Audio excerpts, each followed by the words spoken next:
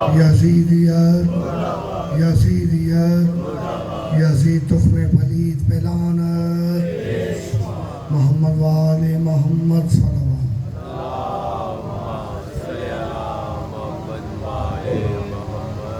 اب آپ کے سامنے ہدایت کے سراب وکیل آل محمد سرمایہ افتخار ملت ابراہیم بابا علمدار شاہ سید فقیر شمس بادشاہ جی کے فرزند سخی بابا ذل الابدال آپ سے خطاب فرمائیں گے. صلوات مل کے تمام حضرات بلند آواز سے فرمائیں.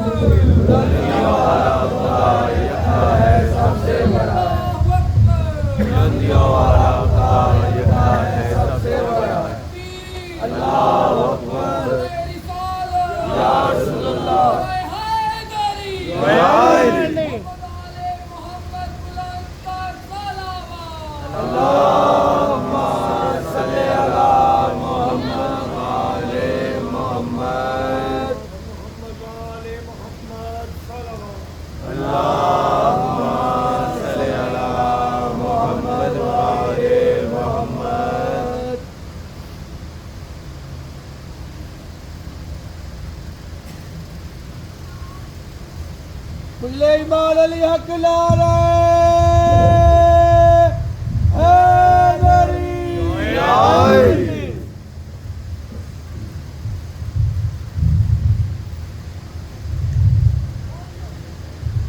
میرے مولا حسن حسین علیہ السلام. بسم اللہ الرحمن الرحیم.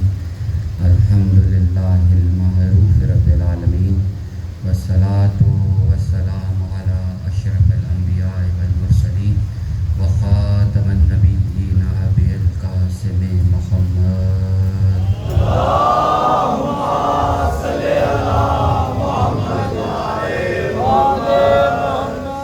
لا الہ الا اللہ محمد رسول اللہ وامن عندہ علم الکتاب واہل البیت الطیبین الطاہرین المعصومین واہل المتقین.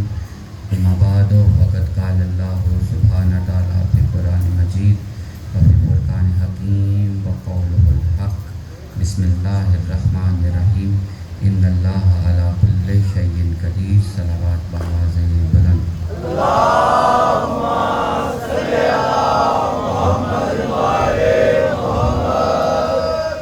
سب جو ہے آپ صاحبان کی گفتگو کا آغاز کیا جا سکے. سب سے پہلے تو گزارش ہے کہ جب تک بات ہو رہی ہے توجہ منبر کی طرف رکھیے گا تاکہ بات سمجھنے اور سمجھانے میں آسانی پیدا ہو سکے اور جس مقصد کے لیے ہم یہاں پر اکٹھے ہوئے ہیں وہ مقصد بھی پورا ہو سکے. ایک مرتبہ پھر سے مل کر صلوات پڑھ لیجیے بآواز بلند.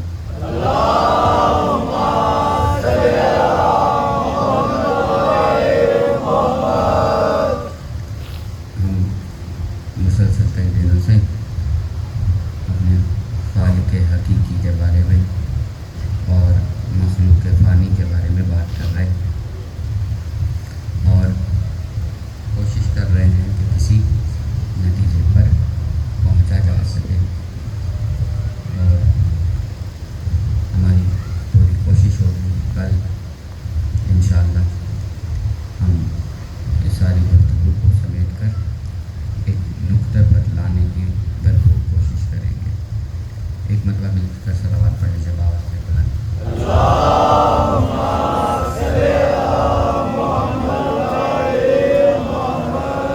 محمد والے محمد بلند صلوات.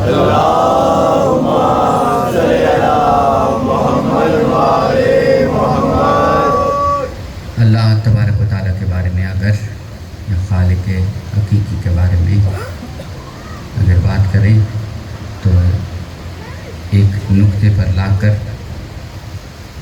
بات روک دی جائے گی کہ پروردگار وہ ہے جو ہمیشہ سے تھا اور ہمیشہ رہے گا.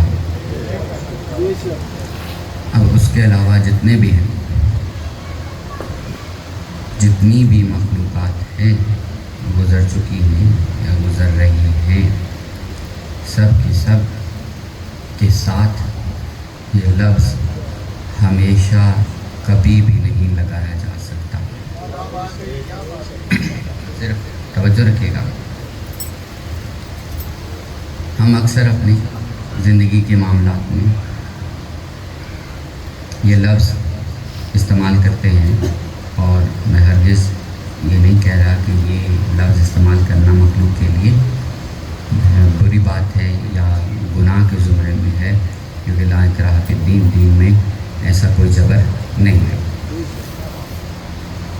लेकिन हम रोज़मर्रा के मामलात में ये लफ्ज़ बहुत दफ़ा इस्तेमाल करते हैं, जैसे कि कह दिया जाता है कि ये हमेशा से ऐसे ही तंग करता था या अब ये शुरू हुआ। इस बच्चों के हवाले से, ये बच्चा जो तंग कर रहा है, शरारतें कर रहा है, क्या ये हमेशा से ऐसे था या अब ऐसा हुआ? अब यहाँ पर जो लफ्ज़ इस्तेमाल हो रहा है ना, हमेशा, ये उसकी इब्तिदा की तरफ इशारा है, उसकी इब्तिदा की तरफ। अब हमेशगी किसी बच्चे के लिए उसकी दुनिया में आने से शुरू होती है। क्या ये हमेशा ही ऐसा करेगा या कभी ठीक भी हो पाएगा? हमेशा उसकी मौत के दिन तक कहा जाता है। अब अगर यहाँ पर हम किसी से एक सवाल पूछे कि जब परवरदिगार के बारे में कहा जाता है कि वो हमेशा से है, तो उस हमेशा का आगाज़ आप कहाँ से लेते हैं? ये एक छोटा सा एक नाजुक सा मरहला है जहाँ से हम आपको गुजारना चाह रहे हैं। अगर कहा जाए परवरदिगार हमेशा से है, तो आपके इदराक में ये हमेशा कब से शुरू हुआ?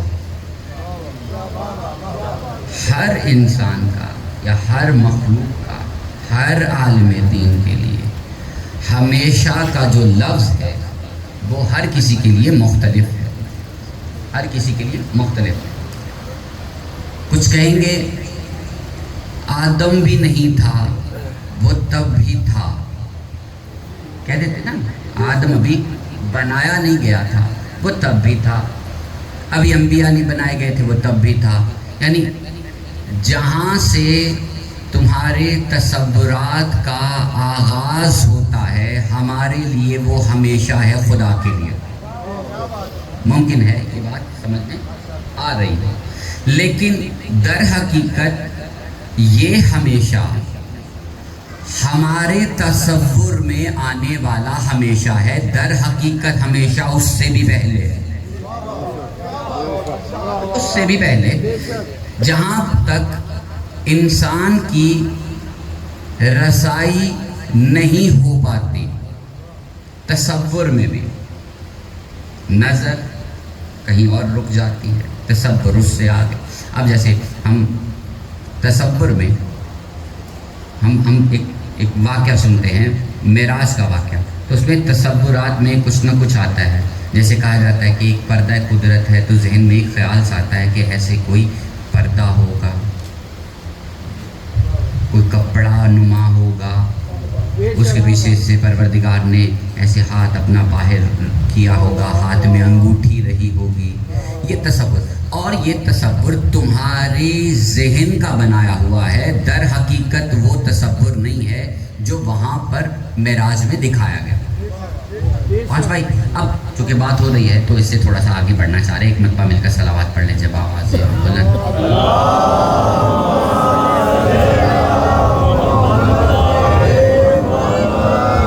अब परवरदिगार के बारे में ये कहा जाता है कि वो, जैसे हम हमारे इर्द गिर्द वेद किए जाते हैं, या हय्यो या कय्यूम, या हय्यो या कय्यूम, या हय्यो या कय्यूम। ये ज़िक्र करना बुरी बात नहीं है, अच्छी बात है, लेकिन बग़ैर समझे पढ़े जाना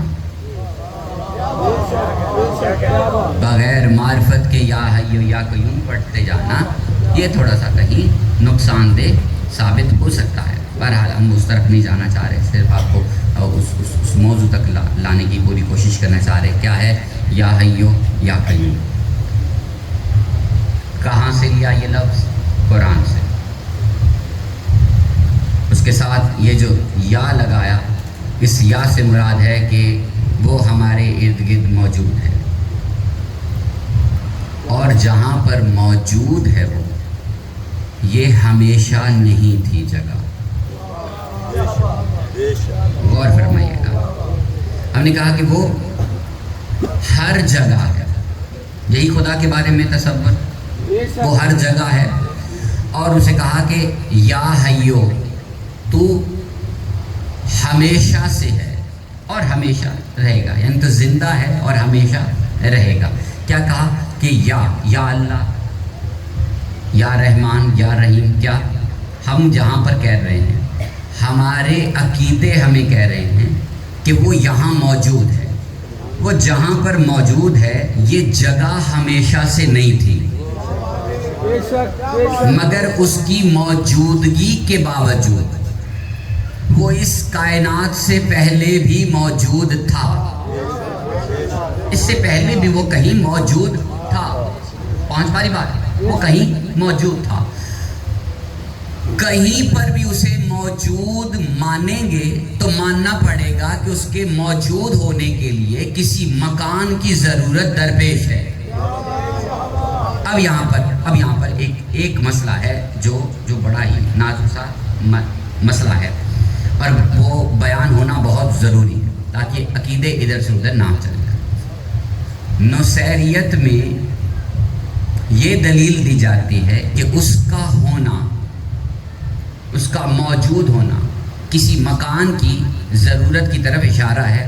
اس ضرورت کا نام آل محمد ہے, اور آل محمد میں وہ موجود رہا, تو اس لیے وہ آل محمد بھی اللہ ہی ہے. یہ ان کا عقیدہ ہے. لیکن یہ عقیدہ نامکمل ہے, اور اس سے ہم آگے بڑھنا چاہتے ہیں.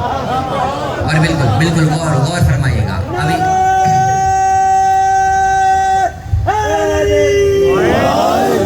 اس کی ذات کے بارے میں کہا جاتا ہے کہ وہ یا حیو یا قیوم ہے, وہ ہمیشہ سے ہے اور ہمیشہ رہے گا. جہاں پر ہم یہ دعویٰ کر رہے ہیں کہ وہ یہاں پر ہے, یہ جگہ کبھی ہمیشہ کے لیے نہیں ہے. یہ جب تباہ کر دی جائے گی تب پروردگار کہاں ہوگا؟ پہنچ بھائی, اب یہ دماغ کو ہلا دینے والے سوال ہیں, ہم یہاں سے تھوڑا سا گزرنا چاہ رہے ہیں. وہ ہمیشہ سے ہے, ہمیشہ رہے گا. مخلوق نہ تو کبھی ہمیشہ تھی اور نہ کبھی ہمیشہ رہے گی, لیکن پروردگار نے ساری مخلوقات میں ایک انسان ایسا رکھا کہ جسے کہا کہ تو ہمیشہ سے تھا تو نہیں, لیکن ہمیشہ رہ سکتا ہے. ہمیشہ رہ سکتا ہے اگر تو ہمت کرے. اب غور فرمائیے گا, اگر آل محمد بھی بعد میں ہمیشہ رہ سکتے ہیں اور تم بھی بعد میں ہمیشہ رہ سکتے ہو, تو دونوں ایک ہی صف میں کھڑے ہوئے عجیب سے نظر آ رہے ہوں گے. سمجھ میں آ رہی بات ہے؟ اب بات کہیں کدھر سے ادھر نہ ہو تو بات واضح کر دینا چاہتا ہوں کہ انسان ہمیشہ سے نہیں تھا, مگر وہ چاہے تو ہمیشہ رہ سکتا ہے. وہ لوگ جو ایمان لے آئیں اور اچھے کام کریں وہ ہمیشہ رہ سکتے ہیں. جو ایمان نہ لے کر آئیں اور اچھے عمل نہ کریں وہ ہمیشہ نہیں رہ پائیں گے. 5 باری بات. اب کیا, اب ذرا غور کیجئے گا, دنیا میں جتنی بھی مخلوقات, جتنی بھی اس کائنات میں جو دکھائی دینے والی مخلوقات ہیں یا جس کے بارے میں تصور کیا جا سکتا ہے, وہ ہمیشہ سے نہیں تھی. ہم بھی ہمیشہ سے نہیں تھے. پروردگار نے ہم پر احسان کیا اور اس نے ہمیں ایک زندگی بخشی اور بڑی ہی معقول سی زندگی دنیا میں گزارنے کے لیے بھیجا. جو اس وقت ایوریج عمر گزر رہی ہے وہ 50 سے 60 سال کے قریب، کوئی 70 کے قریب پہنچ جاتا ہے بڑے ہی بامشکل. لیکن بہت کم عمر ہے جو اس دنیا میں گزارنے کے لیے مل رہی. اب پروردگار نے انسان سے کہا کہ یہ جو معقول سی زندگی تمہیں مل رہی ہے نا، اس زندگی میں تم ہمیشگی کی طرف جا سکتے ہو. یہ کس کے لیے پڑھا جا رہا ہے؟ کہ وہ ہمیشہ خالق کے لیے. اور وہ کہہ رہا ہے کہ اگر تم اس تھوڑی سی زندگی میں کچھ ایسا کر لو جو مجھے پسند آ جائے تو میں اپنی وہ ہمیشگی تمہیں دے دوں گا بدلے کے طور پر. اور یہ جو بدلے کے طور پر دیا جائے گا یہ بھی خدا کا احسان ہی ہوگا. احسان ہوگا، عطا ہوگی، کرم ہوگا. اگر خدا تم پر کرم نہ کرے تو خدا نے قرآن پاک میں کہا اگر خدا نہ چاہے، اگر خدا چاہے تو وہ تمہیں ہدایت دے دے، اگر خدا نہ چاہے تو وہ تمہیں ہدایت سے بھی دور رکھے. ہدایت کا ملنا بھی اسی کی وجہ سے ہے، نہ ملنا بھی اسی کی وجہ سے ہے. اب اگر یہ ہمیشگی تمہیں مل رہی ہے تو یہ کسی کا احسان ہے تم پر، کسی کا کرم ہے تم پر. لیکن ایک سوال پوچھنا چاہ رہا ہوں، یہ جو خدا ہمیشہ سے تھا اور ہمیشہ رہے گا یہ بھی کیا کسی کی وجہ سے ہے؟ یہ کسی کی وجہ سے نہ ہونا بتا رہا ہے کہ یہ خالق ہے. یہ کسی کی وجہ سے نہیں ہے. اگر یہ کسی کی وجہ سے ہے تو جو وجہ ہے وہ خالق ہے. اب یہیں پر نصیری پریشان ہو جاتے ہیں اور کہہ دیتے ہیں کہ ہاں عجیب سی باتیں جو عقیدے کو خراب کرنے والی باتیں کہ خدا کو بنانے والی ذات کا نام نعوذ باللہ علی المرتضی، یہ نصیریت میں ہے. اور اسی طرح کے عقائد سننے کے بعد پیدا ہو گئے. ہمارا تعلق ہے فقیروں کے ساتھ. ہم اس نقطے پر پہنچنے کی کوشش کرنا چاہ رہے ہیں جہاں پہ پتہ چل سکے کہ خالق کیا ہے، مخلوق کیا ہے اور آل محمد کہاں ہے. اب چونکہ تھوڑی سی بات ہم بالکل غور کیجئے گا. اللہ نے یہ جو تمہیں زندگی عطا کی یہ بھی اس کا کرم، اور یہ ہمیشہ نہیں ملنے والی، یہ ہمیشہ ملنے والی نہیں ہے. اس پہ کبھی بھی اترانا نہیں، اس پہ کبھی بھی تکبر نہیں کرنا. جو کچھ ملا ہے اس پہ تحمل مزاجی رکھنی. عارضی ہے یہ زندگی، عارضی. اچھا جو ملی ہے اس میں کیا کرتے ہو؟ زندگی کے معاملات جو فطرت پر مبنی ہے اور وہ عمل کرتے ہیں جو دین پر یا شریعت پر مبنی ہے. انسان دنیا میں آیا، سیکھنا شروع ہوا، اور خدا کا بڑا ہی عجیب سا قانون ہے کہ ہم جب سیکھ چکے ہوتے ہیں، جب سب کچھ سیکھ لیا، اپنے اندازے کے مطابق سیکھ لیا، اب جب زندگی گزارنے کا طریقہ سارا سمجھ میں آیا، اللہ نے کہا آ جاؤ واپس، آ جاؤ، کیونکہ سیکھ لیا. یعنی پتہ چلا یہ سیکھنا اس جہان کے لیے تو ہے ہی نہیں. بچوں سے پیار کرنا، بڑوں کا ادب کرنا، یہ یہاں کے لیے تو ہے ہی نہیں. اللہ نے کہا سیکھ لیا، چلو آپ چلو چلتے ہیں. کہاں چلتے ہیں؟ اس جہان میں جہاں پر فنا نہیں ہے. تم تو فنا والی دنیا میں کچھ سیکھنے کے لیے آئے، سیکھ لیا، اب چلو. جانے کا طریقہ کیا ہے؟ جانے کا ایک ہی طریقہ ہے، وہ ہے انتقال. انتقال سمجھتے؟ مر جانا، موت. یہ واحد طریقہ ہے اس جہان فانی کو چھوڑنے کا.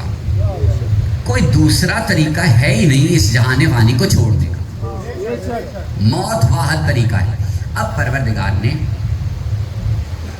اور یہ بڑی ہی عجب سی بات ہے جو آپ کے سامنے عرض کرنا چاہ رہا ہوں. ہم اس دنیا میں کیا نہیں دیکھ سکتے؟ فرشتے نہیں دیکھ سکتے، جنات نہیں دیکھ سکتے، انبیاء نہیں دیکھ سکتے، بہت سی ایسی مخلوقات ہیں جو ہم نہیں دیکھ سکتے۔ کیوں؟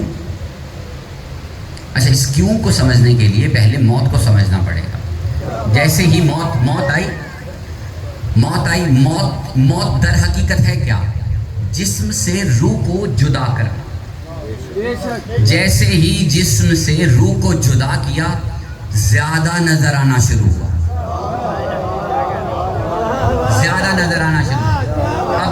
اب جو زندگی میں تمہیں نظر نہیں آ رہا، وہ مرنے کے بعد نظر آ رہا ہے۔ وہ فرشتے جو تمہارا حساب کتاب لینے آئے، ابھی تک نظر نہیں آ رہے۔ جتنا چاہے مرضی علم حاصل کر لو، یہ نظر نہیں آئیں گے۔ موت آئے گی، یہ نظر آنا شروع ہو جائے گی۔ وہ منکر و نکیر اور کرامن کاتبین، ایسی چیزیں نظر آنا شروع ہو جائیں گی۔ تمہیں اپنے ارد گرد کے لوگ اس طریقے سے نظر آنا شروع ہو جائیں گے جو ان آنکھوں سے دیکھ پاتے ہی نہیں۔ اب پتہ چلا ہماری جو روح ہے وہ اس جسم میں زندگی کے لیے نہیں ہے، قید میں ہے۔ اس جسم میں ہماری روح قید ہے۔ جیسے ہی یہاں سے آزاد ہوئی، اسے زیادہ نظر آنا شروع ہوا۔ اب اصل زندگی تو مرنے کے بعد ہے جو نظر آنا شروع ہوا۔ اب ایک بعض لوگوں کے لیے ایک چھوٹی سی بات عرض کرنا چاہ رہا ہوں کہ یہ جسم اتنا عجیب ہے کہ جب تک روح اس کے اندر قید ہے، علی کا ذکر کرتے رہتے ہیں، وہ دکھائی نہیں دیتا۔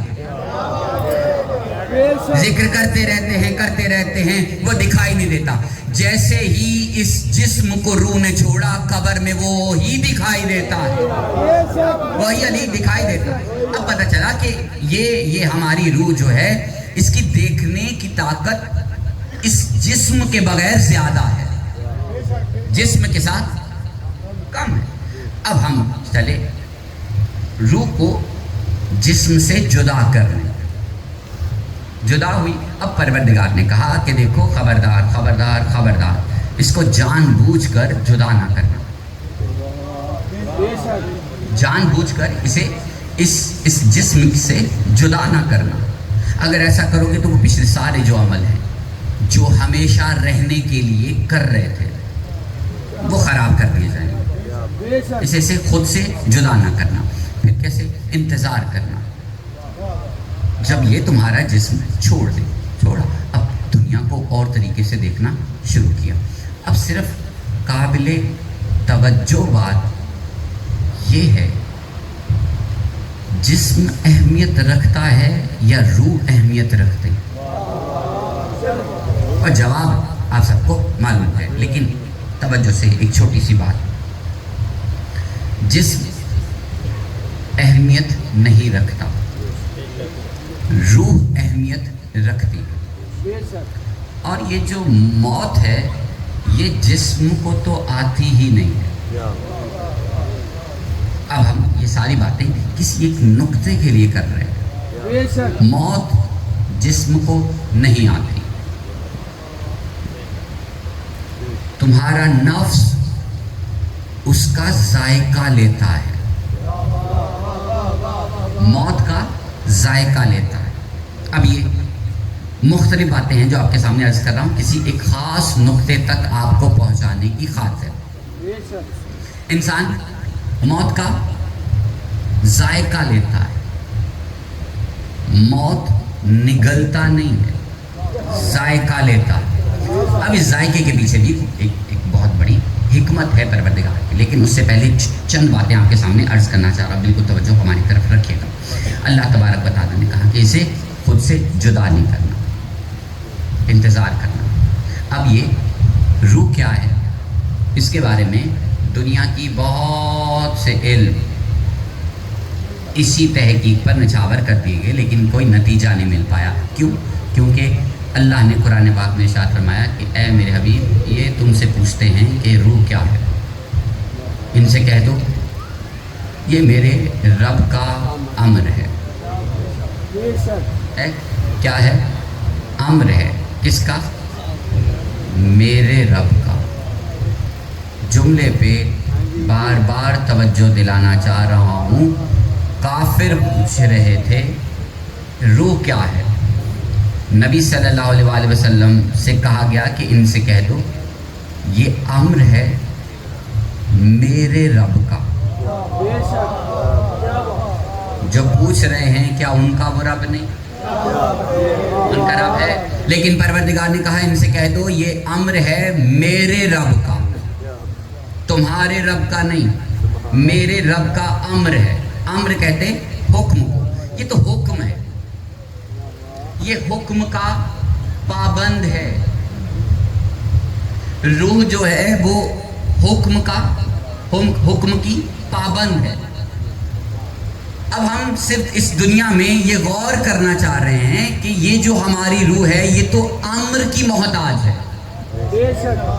امر کی محتاج ہے. تو اسے سزا اور جزا کیسے مل رہی ہے؟ بالکل ہم چھوٹی سی باتوں پہ ہم آپ کی توجہ دلانا چاہ رہے ہیں. بالکل توجہ ہماری طرف رکھیے گا. یہ روح ہے اور یہ جب یہاں سے نکلی اور پروردگار نے کہا یہ تمہارے رب کا امر ہے. کس کا امر ہے؟ تمہارے رب کا. اب روح کے بارے میں یا موت کے بارے میں پروردگار نے کہا ہر نفس نے موت کا مزہ چکھنا ہے. کس لیے؟ یہاں سے انتقال کرنے کے لیے. انتقال کوئی برا لفظ نہیں ہے. یہاں سے ادھر جانے کے لیے ایک طریقہ کار ہے، اس طریقہ کار کو انتقال کہتے ہیں. یہاں سے وہاں جانے کا ایک طریقہ کار ہے، اس طریقے سے تم وہاں جا رہے. اور پروردگار نے کہا کہ یہ تمہارے رب کا امر ہے، تمہارے رب کا حکم ہے. اس کے بہت سے آسان جملے بنائے جا سکتے تھے، لیکن رہا یہ قرآن. کہا جا سکتا تھا کہ یہ روح کے بارے میں سوال کرتے ہیں، آپ ان سے کہہ دیجئے کہ روح جو ہے وہ میرے رب کی طرف سے عطا کردہ ہے، عطا کرتا ہے. میرے رب نے تمہیں یہ دی ہے ایک عارضی وقت کے لیے نہیں. پروردگار نے کہا یہ میرے رب کا امر ہے، میرے رب کا حکم ہے. اب تم نے امر تلاش کرنا ہے. امر تلاش اگر کر لیا تو یہ ساری گفتگو آسان ہو جائے گی، کیونکہ خالق اسے کہتے ہیں جسے موت آئے گی ہی نہیں. مخلوق اسے کہتے ہیں کہ جس نے موت کا مزہ چکھنا ہے. اب ان کے درمیان میں کہیں آل محمد ہے، موت اور زندگی کے درمیان میں کہیں آل محمد ہے. پہنچ پا رہی نا بات؟ اب ذرا غور فرمائیے گا. بالکل توجہ. دنیا میں جتنے ہم انسانوں کی بھی بات کرتے ہیں، باقی مخلوقات کو بھی چھوڑتے ہیں، جتنے بھی انسان ہیں وہ ایک موت کا مزہ چکھ کر یہاں سے گزریں گے. اگر اسی طریقے سے آل محمد بھی اسی طریقے سے چل رہے تو کیا ہے؟ وہ مخلوق. اور بہت سے ذہن ایسے ہوں گے جو کہیں گے کہ ہاں آل محمد نے بھی موت کا مزہ چکھا ہے. لیکن توجہ دلانا چاہ رہا ہوں، اللہ نے قرآن پاک میں کہا ہر نفس نے موت کا مزہ چکھنا. لیکن اسی قرآن نے ایک نفس کے بارے میں کہا اے نفس مطمئن، اے نفس مطمئن اب پلٹ آ. اب وہ پچھلی جو ساری باتیں کی وہ آپ کے سامنے عرض کرنا چاہ رہا. امام حسین کے بارے میں ہمارا سب کا عقیدہ ہے، اپنوں اور غیروں کا سب کا عقیدہ ہے کہ امام حسین نے خود کو سجدے کی حالت میں رکھا اس وقت جب قاتلوں کے ہاتھ میں تلواریں تھیں. اور اللہ نے کہا خبردار اپنی مرضی سے اس جسم سے روح کو جدا نہ کرنا، جہاں تک ممکن ہو اپنی جان بچاؤ. اور کربلا کے میدان میں خدا اپنے نفس مطمئن کو کہہ رہا ہے تیروں اور تلواروں کے درمیان کہ اب بچاؤ کرنا چھوڑ دے، خود کا بچاؤ چھوڑ دے. اب جب حسین نے اپنا بچاؤ چھوڑ دیا، اپنے آپ کو بچانا چھوڑ دیا تو خدا نے کہا اب تو ہے نفس مطمئن، وہ نفس جو مطمئن ہے،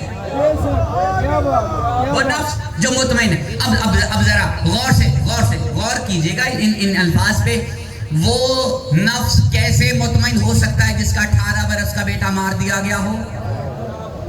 مصائب سے جملے لے کر فضائل کے طور پر آپ کے سامنے عرض کرنا چاہ رہا ہوں، جس نے اکبر سے لے کر اصغر تک دین کی خاطر دیے، وہ نفس مطمئن کیسے ہو سکتا ہے؟ اب میں عرض کرنا چاہ رہا ہوں، نفس مطمئن تب ہوتا ہے جب اسے اگلی زندگی کا پتہ ہو۔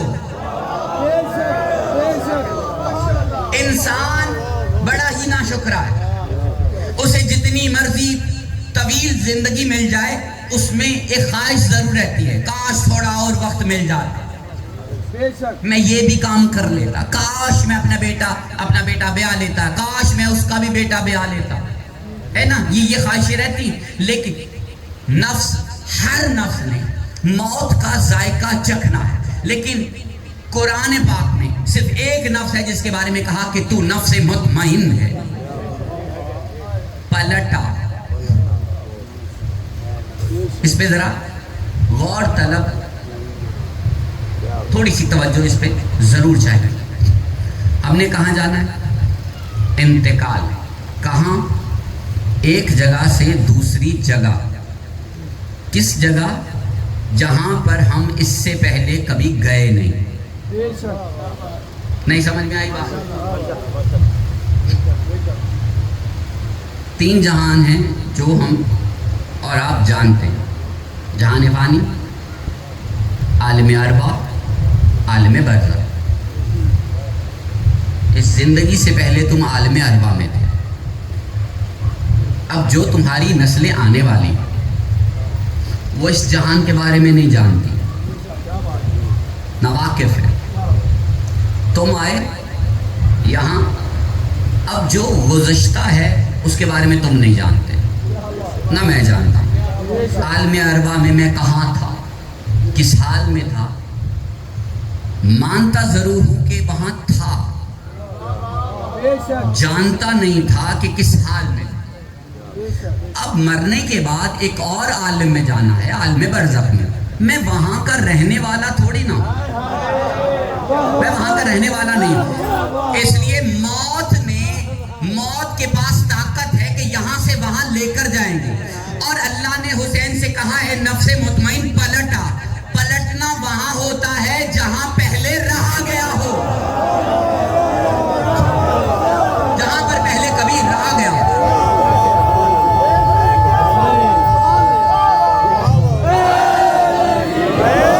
جہاں پر پہلے کبھی تم رہے ہو۔ اب جتنے بھی نفس اس دنیا میں ہیں، سب نے موت کا مزہ چکھنا ہے نا، چکھنا ہے نا۔ کیا اس جہان میں جانا ہے جہاں پر نہ میں جانتا ہوں نہ تم جانتے ہو کہ وہاں پر کیا ہے۔ لیکن حسین کے لیے خدا نے کہا اے نفس مطمئن، موت کا مزہ نہیں چکھنا۔ کیا کہا؟ اے نفس مطمئن پلٹا۔ اب قابل غور بات یہ ہے کہ اگر اس وقت حسین کو موت آ جاتی نعوذ باللہ، تو حسین نوکے نیزہ پہ قرآن نہ پڑھ رہا ہوتا۔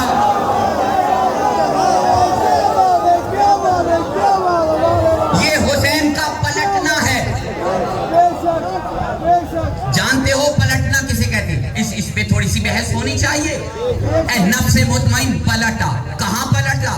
جہاں کا تو تھا، جہاں کا تو تھا، کہاں کا تھا؟ اب انسانی فطرت پہ تھوڑی سی بات کریں گے، انسانی فطرت پہ تھوڑی سی بات کریں گے۔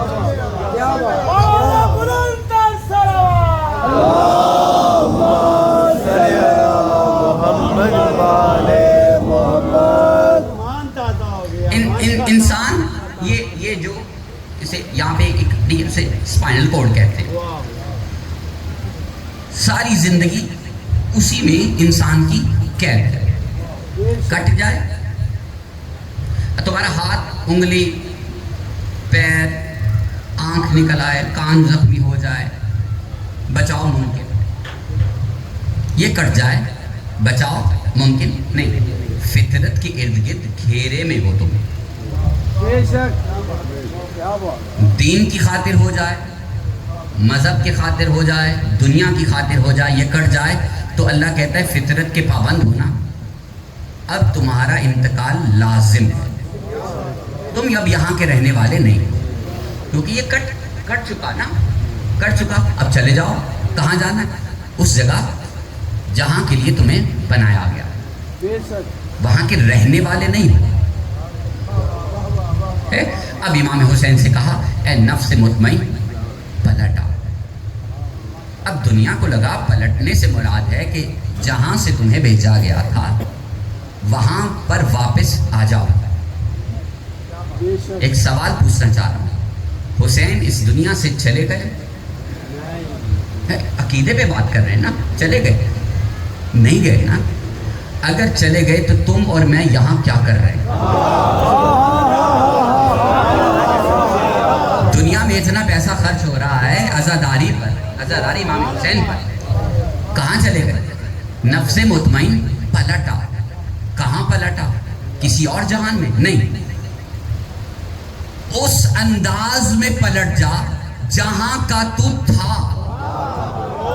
اب اس میں تھوڑا سا غور کیجیے گا. ہم نے مجلس کے آغاز میں کہا وہ ہمیشہ سے تھا, ہمیشہ رہے گا, اس پر فطرت لاگو نہیں ہوتی.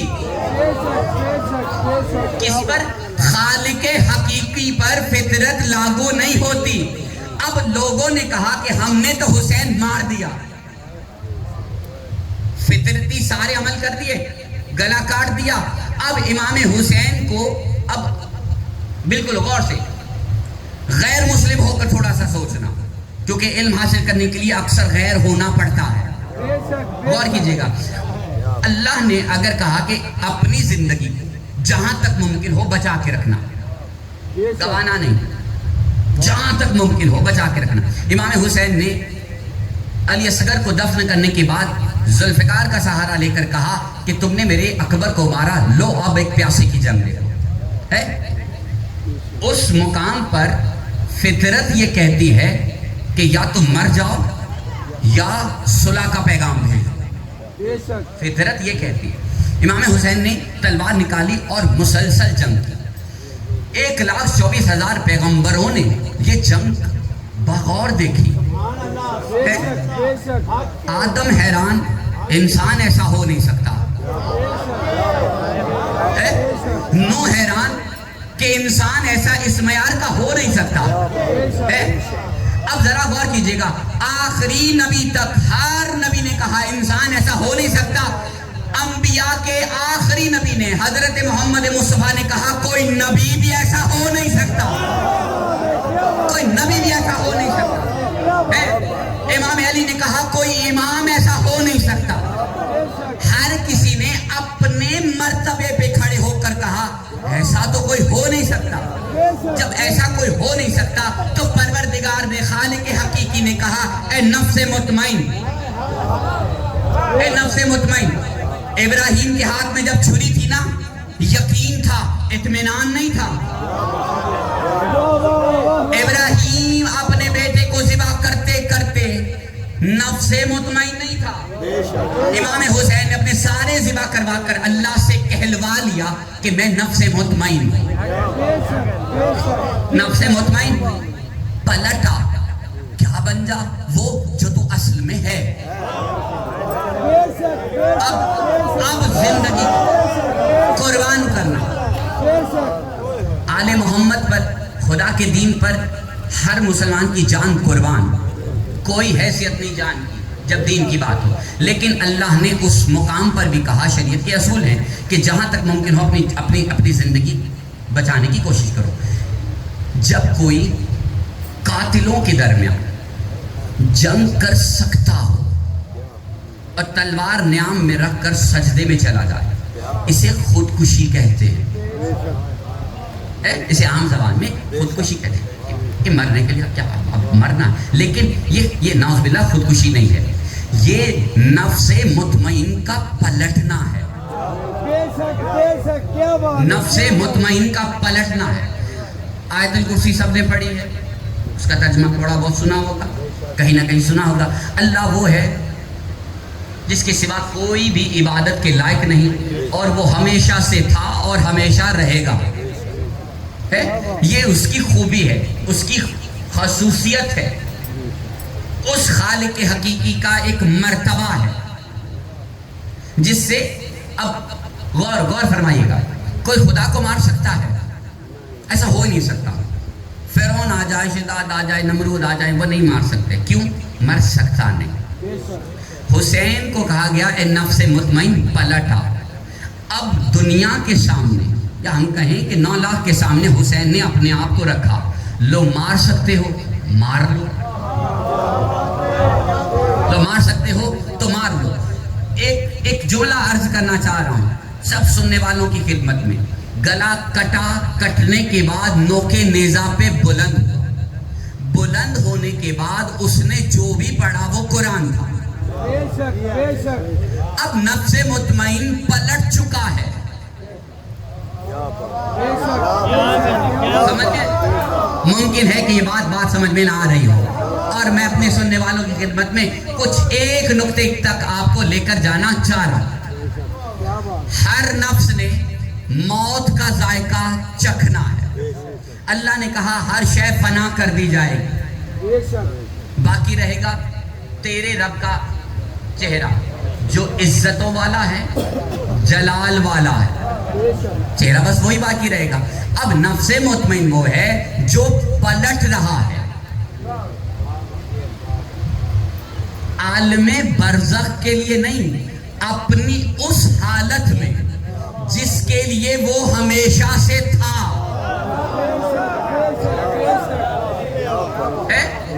ابھی تک بات سمجھ میں نہیں آ رہی. انشاءاللہ ہم کل اس پہ مکمل بات کریں گے, کیونکہ بہت سے چہرے حیران ہیں, پریشان ہیں, جگمگائے ہوئے ہیں, اور ضروری بھی ہے. لیکن غور فرمائیے گا. اے نفس مطمئن پلٹا. کہاں پلٹا؟ جو تو ہے اس میں پلٹا. ابھی اگر بات سمجھ میں نہیں آ رہی تو ایک بات عرض کرنا چاہ رہا ہوں, اور ایک جھٹکے سے اگر محسوس ہو تو برا نہ منائیے گا. بالکل غور سے سنیے گا. وہ جو کوہ طور پہ اپنے خدا کو ملنے گیا وہ بھی تو ایک نفس ہے. موت کا مزہ تو اس نے بھی چکھا.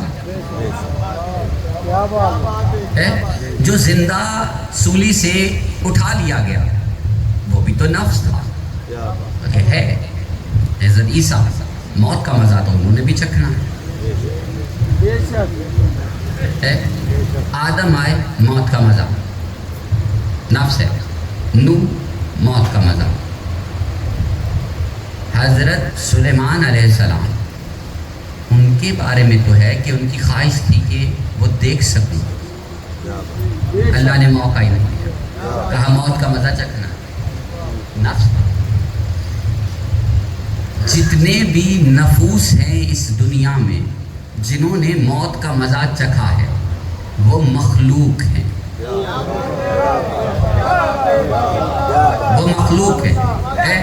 ایک نتیجے پر لے کر جانا چاہ رہا ہوں کہ وہ مخلوق ہیں اور اللہ نے ایک حد رکھی ہے. موسیٰ کلیم اللہ ہے, درخت سے پیچھے سے آواز سن کر. ایسے نفس کو کلیم اللہ نہیں کہتے جہاں پر درخت کے پیچھے سے آواز آئے, اصل آواز ہی نہ آئے. لیکن اللہ نے اس نفس کے لیے کہا تو کلیم اللہ ہے, کیونکہ درخت کے پیچھے سے جو آواز آ رہی وہ بھی پروردگار کی ہے. بس یہیں سے ملاقات ہوگی. اب ملاقات ہوگی, اب تم اپنے گھر, ہم اپنی جگہ. درمیان میں ایک پورا فاصلہ ہے. سدرۃ المنتہا سے اوپر سے کوہ طور کے پہاڑ کی چوٹی تک اتنا فاصلہ ہے. اللہ نے کہا نہ تو ادھر آنا نہ میں ادھر آؤں گا, کیونکہ میں خالق ہوں, تو مخلوق ہے. میں ہمیشہ سے ہوں, ہمیشہ رہوں گا, تو ہمیشہ سے تھا نہیں. اس لیے یہ ملاقات آمنے سامنے ہو نہیں سکتی. سمجھ میں آ رہی بات؟ یعنی اب جب سے خدا نے کہا اے نفس مطمئن پلٹا, کہ کہنے کے لیے پروردگار نے زمین کا رخ کیا، زمین کا رخ کیا۔ اب یہ کتابوں میں موجود ہے، اس پہ جھگڑے ہو سکتے اور کرنے بھی چاہیے، کیونکہ حسین جیسے سخی کے بارے میں بات ہو رہی۔ اب اس نے زمین پر آ کر کہا اے حسین اب بس۔ اگر وہ اپنے عرش سے کہہ دیتا تو کیا حسین سنتا نا؟ پہنچ پا رہی بات؟ اب یہاں تک بات سمجھ میں نہیں آ رہی ہوگی، لیکن تھوڑا سا سمجھانا چاہ رہے۔ وہ عرش سے کہہ دیتا ہے اے حسین اب بس کر دے، کیا حسین بس نہ کرتا؟ کر دیتا۔ لیکن اگر وہاں سے کہہ دیتا کہ بس کر دے تو عدل رہتا خطرے میں۔ یہ ٹھیک اسی طرح ہے اگر کوہ دور پہ اللہ خود آ کر موسیٰ سے کہتا گھبرا نہیں میں تیرا پروردگار ہوں، تو عدل خطرے میں چلا جاتا، اس کا عدل خطرے میں چلا جاتا۔ اب اللہ نے کہا اے نفس مطمئن پلٹا، ویسے نہیں جیسے آدم پلٹا گیا، جیسے نوح پلٹا گیا، جیسے سارے انبیاء پلٹے گئے، ایسے نہیں۔ کیسے اے نفس مطمئن پلٹا، کہاں سے؟ پروردگار نے زمین پر آ کر اسے کہا، اس لیے کیونکہ اللہ نے قرآن پاک میں ایک قانون بتایا ہے عبد کا معبود سے ملاقات کا، ایک پیمانہ بتایا، ایک طریقہ بتایا۔ اللہ نے کہا پاک ہے وہ ذات جو لے گئی اپنے بندے کو راتوں رات، ایک ہی رات میں، ایک مقام سے دوسرے مقام تک۔ کتنا آسان ہو جاتا، آیت بھی چھوٹی ہو جاتی، مطلب بھی آسان ہو جاتا۔ اللہ کہہ دیتا کہ پاک ہے وہ ذات جس نے اپنے عبد سے ملاقات کی جہاں اس نے چاہا۔ آسان ہو جاتی، گفتگو آسان ہوتی نا، لیکن پروردگار نے کہا پاک ہے وہ ذات جو لے گئی اپنے بندے کو راتوں رات ایک مقام سے دوسرے مقام تک، ایک مقام سے دوسرے مقام تک لے گئی ذات۔ کیوں لے کے گئی؟ کیونکہ وہ نبی، وہ عبد ویسا نہیں ہے جیسا آدم، ویسا نہیں ہے جیسا نوح، ویسا نہیں ہے جیسے ابراہیم اور اسماعیل، جیسے موسیٰ، ایسے نہیں۔ پروردگار نے کہا اب اس سے ملاقات کرنے کے لیے ہمیں سارے جہان کو روکنا پڑے گا، قانون ہے روکنا۔ اب یہاں سے وہاں جانا پڑے گا، کس کو؟ عبد کو۔ عبد کسے کہتے ہیں؟ تھوڑا سا اگر ہم غور کر پائے، عبد کسے کہتے ہیں؟ آسان سے الفاظ میں کہتے ہیں کہ عبادت بندگی کرنے والے کو، کہ اس نے جو کہا مان لیا۔ اللہ نے کہا 2 ہجری کو کہ تم نماز پڑھو، اس نے مان لیا۔ اس نے کہا روزے رکھو، اس نے مان لیا۔ اس نے کہا اب زکوٰۃ دینی ہے، اس نے مان لیا۔ اس نے کہا حج پہ جانا ہے، مان لیا۔ اس نے کہا جہاد کرنا ہے، اس نے مان لیا۔ اس نے جو کہا اس نے وہ مانا، جس نے نبی صلی اللہ علیہ وسلم۔ اب اس نے جب سب کچھ مان لیا تو اب اس نے کہا کہ اب تم سے ملاقات کا وقت ہے، ہم تم سے ملاقات کریں گے، کیونکہ تو اصل معنوں میں میرا عبد ہے۔ اب اس پہ تھوڑی سی پریشانی آ سکتی ہے کہ ہم مسلسل عبد پر بات کر رہے ہیں اور یہاں پر نبی صلی اللہ علیہ وسلم کے بارے میں کہہ رہے ہیں کہ وہ عبد ہیں۔ ہاں ہیں، لیکن ایک نظریے سے سمجھنے کی کوشش کیجیے گا۔ آدم کو جو کہا کیا آدم نے نہیں مانا؟ نوح سے جو کہا کیا نہیں مانا؟ ابراہیم سے جو کہا کیا نہیں مانا؟ لیکن اس کے ماننے میں اور محمد کے ماننے میں ایک فرق رہا، اور وہی فرق خالق اور مخلوق کا ہے۔ اللہ نے آدم سے کہا کہ اس شجرہ طیبہ کے قریب نہیں جانا، پھر بھی چلے گئے۔ نوح سے کہا اگر بیٹا نہیں آئے تو بلانا نہیں، نوح کے دل میں پھر بھی رہی کہ کاش میرا بیٹا آ جاتا ہے۔ اسی طرح سارے انبیاء کی تفصیل پڑھے آپ کو پتا چلے گا کہ اللہ نے کہا ایسا نہیں کرنا، پھر بھی کہیں نہ کہیں کچھ رہ گیا. یہ کہیں نہ کہیں کچھ رہ گیا بتا رہا ہے کہ یہ مخلوق ہے. کہیں نہ کہیں کچھ رہ گیا. محمد کا کہیں کچھ رہنے والا تھا. اللہ نے کہا اگر یہ نہ کیا تو تو نے کچھ نہیں کیا. کچھ رہنے والا تھا. اللہ نے کہا اگر یہ نہ کیا تو تو نے کچھ نہیں کیا. اب جب سب کچھ کر لیا اللہ نے کہا اب آؤ، اب آؤ. اب میں ایک سوال پوچھنا چاہ رہا ہوں. کربلا کے میدان میں جو علی اکبر دیا ہے کس کے لیے دیا ہے؟ کس نے کہا تھا دو؟ سمجھ میں آ رہی بات ہے نہیں؟ اب ابھی بات سمجھ میں نہیں آئے گی. صرف 1-2 منٹ مجھے چاہیے یہ ساری بات سمجھانے کے لیے. حسین نے اکبر سے لے کر اصغر تک کسی کے لیے دیا. اس نے کہا اکبر لو، اس نے کہا قاسم لو، ہم دیتے ہیں. اس نے جو کہا اس نے وہ مانا. اس نے جو کہا اس نے وہی مانا. اس نے کہا اکبر چاہیے 18 برس کا چاہیے دیں. حسین نے سفر ہی تب شروع ہی نہیں کیا جب تک کہ آخری شہید مل نہیں گیا. ہے نا؟ علی اصغر کا سارا سفر، ساری زندگی ایک سفر میں ہے. توجہ سے سنیے گا. اسے سب کچھ دے دیا. جب سب کچھ دے دیا اس نے پھر بھی رجوع نہیں کیا، کیونکہ وہ چاہ رہا تھا کہ یہ مجھ سے کچھ مانگے. اس نے کچھ مانگا نہیں. اس کا نام مانگنا بتا رہا ہے تعلق مخلوق سے نہیں ہے.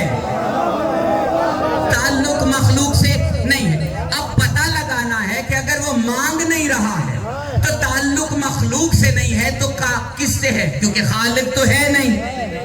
بے شک بے شک. کل کے لیے ہم یہ ساری بات یہاں سے تک روک دیتے ہیں تاکہ کل ہم کسی نتیجے پہ پہنچ سکیں کہ آل محمد اگر خالق نہیں ہے، اگر مخلوق نہیں ہے تو درمیان میں اگر کچھ ہے نہیں تو یہ کہاں ہے؟ سمجھ میں آ رہی بات ہے نہیں؟ ایک مرتبہ مل کر صلوات پڑھ لیجیے.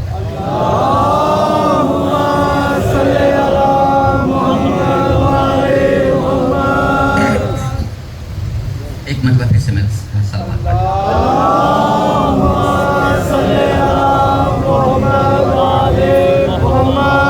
آج ذکر کرنا ہے وفاؤں کے شہنشاہ کا کہ جس کی 2 ہی حسرتیں رہیں، ایک جنگ کی اجازت مل جائے اور دوسرا پانی خیموں تک پہنچ جائے. یہ دونوں حسرتیں اس شہنشاہ کی پوری نہ ہو سکیں. رونے والوں کی خدمت میں ایک بات عرض کرنا چاہ رہا ہوں، ایک اشارے کے طور پر.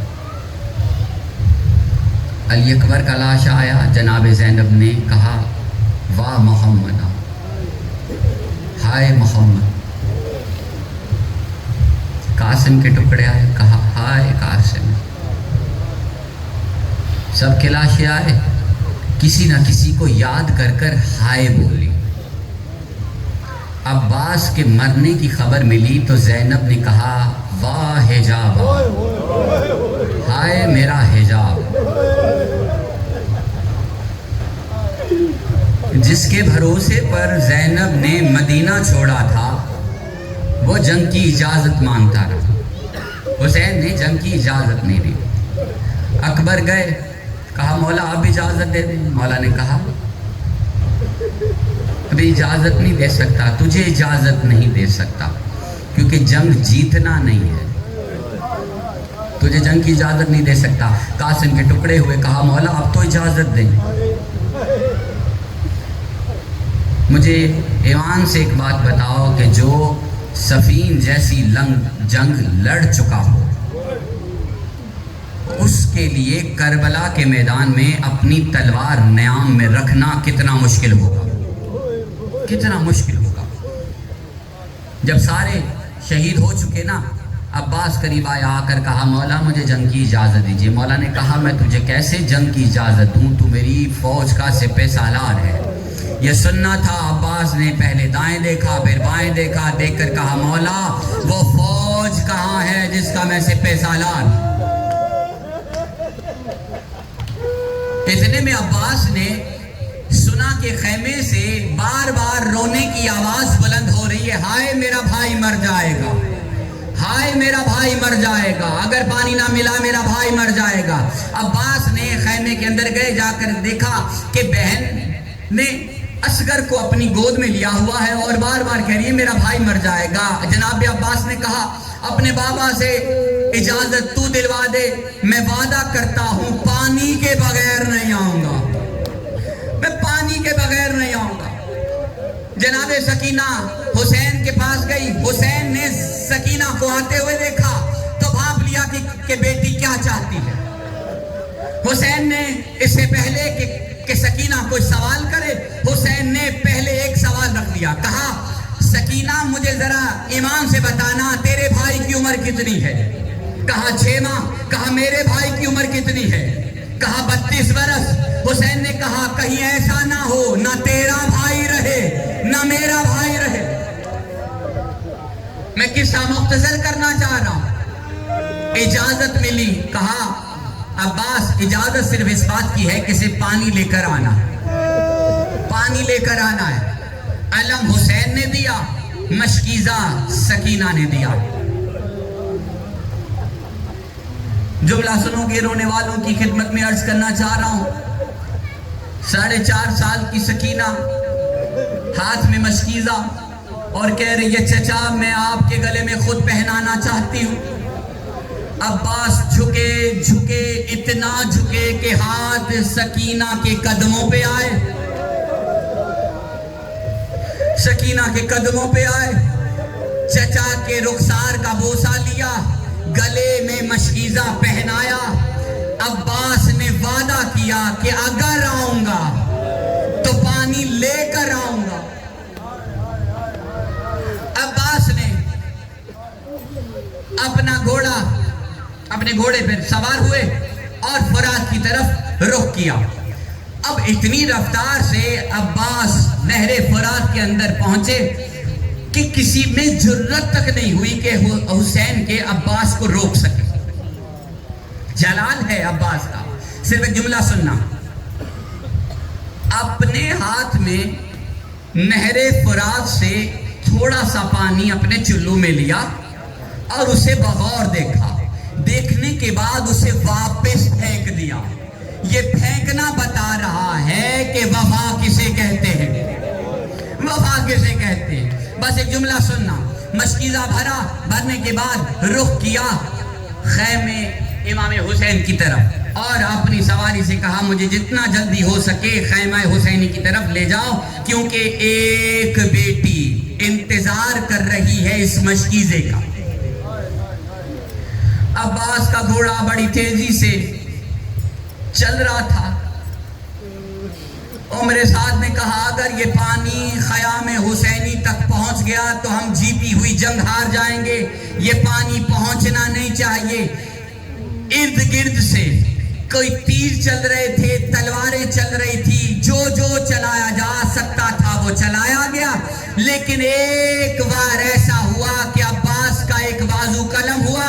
عباس نے کہا صدقہ جناب علی اصغر کا، مشکیزے کو دوسرے ہاتھ میں پکڑا، پھر ایک بار ہوا تو مشکیزے کو اپنے دانتوں میں پکڑ کر کہا صدقہ جناب سکینہ کا۔ اب ایک تیر لگا جو مشکیزے پہ لگا، جیسے ہی وہ تیر مشکیزے پہ لگا نا، عباس نے کہا سواری سے اب رخ نہر کی طرف کر لو، میں خیام حسینی کی طرف نہیں جا سکتا، میں خیام حسینی کی طرف جا نہیں سکتا۔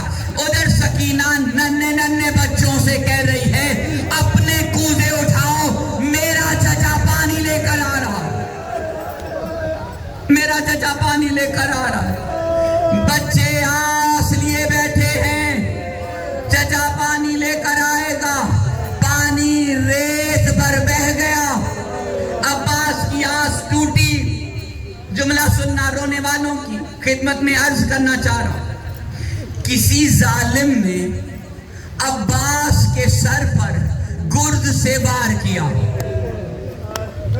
جملہ سنو گے، جب بھی کوئی اونچائی سے گرتا ہے اپنے ہاتھوں کے سہارے سے گرتا ہے۔ عباس چلتے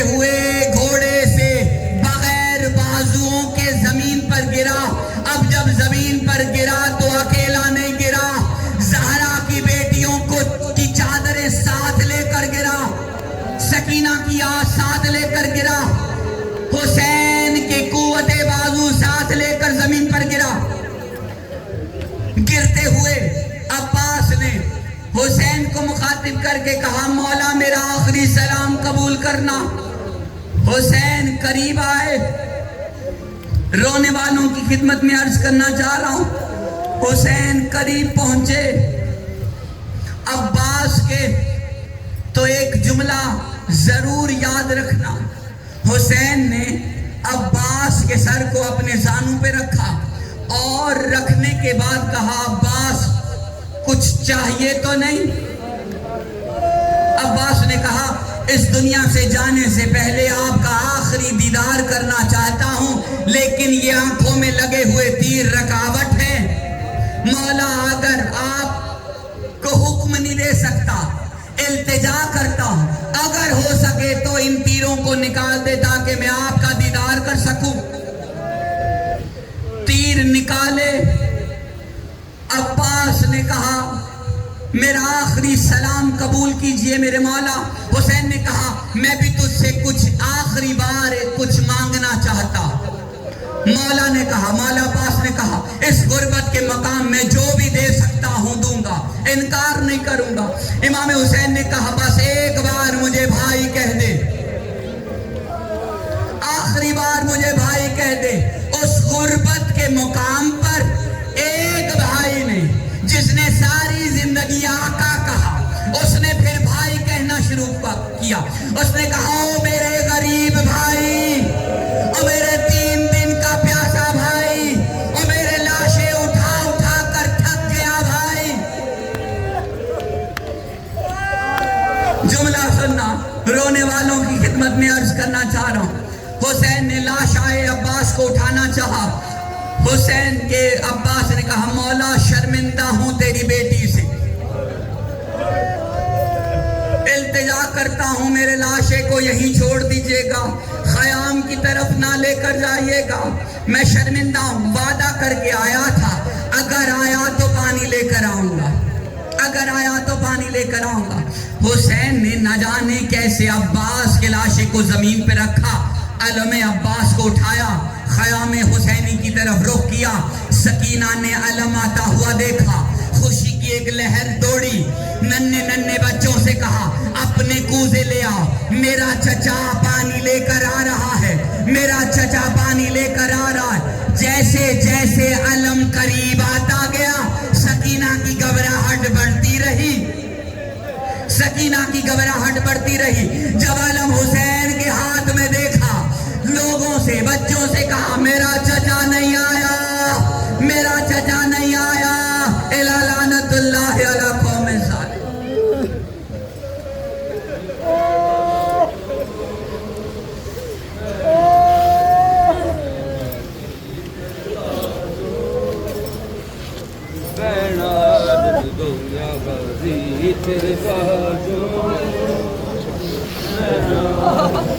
اوہ